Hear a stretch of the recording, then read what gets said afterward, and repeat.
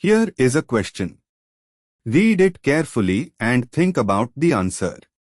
Let us solve it step by step. Let us begin solving this step by step.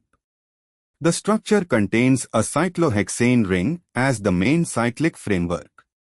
Step 2. Identify the principal functional group attached to the cyclohexane ring is A, C is equal to O, NH group, which is an amide functional group. The full group is C is equal to O, NHPH, where pH is a phenyl group. Step 3. Name the acyl portion. A cyclohexane ring with a carboxyl-derived group, C is equal to O dash, attached gives the parent acid name cyclohexanecarboxylic acid. The corresponding amide base name is cyclohexanecarboxamide. Step 4. Name the N substituent. The nitrogen bears a phenyl, pH, substituent, which is indicated by the prefix N-phenyl. Step 5. Combine. The N-phenyl substituent on the amide nitrogen of cyclohexanecarboxamide gives the full IUPAC name N-phenylcyclohexane carboxamide.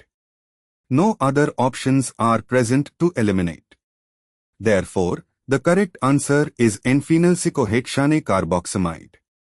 The correct answer is shown on screen.